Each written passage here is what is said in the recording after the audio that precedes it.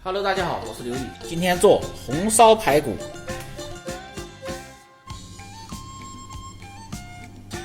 把排骨剁成大小均匀的块，放在水中浸泡半个小时，泡出里边的血水。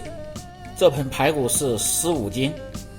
准备干黄酱100克，六月香豆瓣酱准备40克，主要是突出酱香味。下入柱侯酱20克，下入排骨酱30克，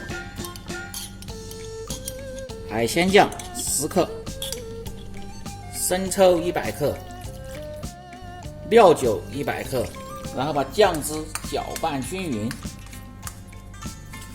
再切点大块的葱姜蒜。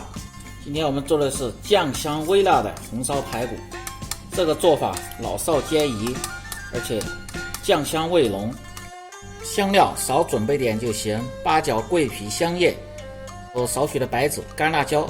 香料提前用开水浸泡一下，这个是为了让香料更干净，而且又更出味道。起锅烧水，冷水下入排骨，下入去腥的料酒，小火慢慢地焯出血沫。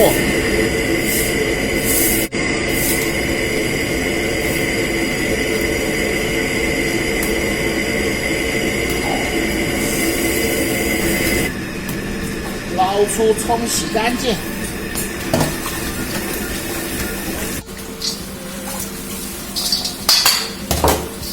打去这个汤里边的骨头渣子和血沫，留下这个原汤，炖排骨味道更香。倒入排骨当中，把锅烧干，下入色拉油，下入大块的葱姜蒜炒香，把葱姜蒜炒至微黄，香味才更浓。下入少许的豆瓣酱，炒出香味，炒出颜色。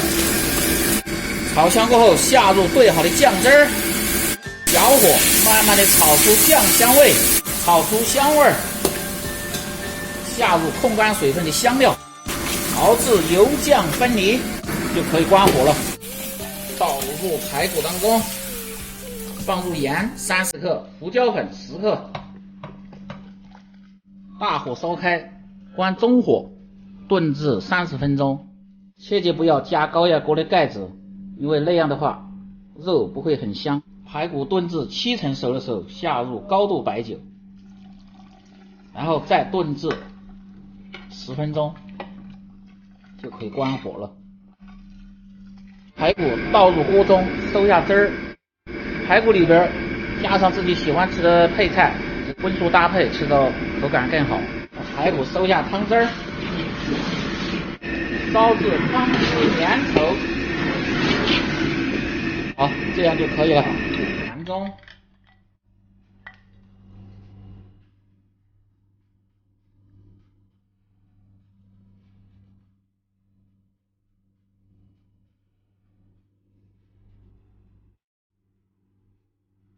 如果你每天不知道吃什么做什么的，就关注我，美食每天更新。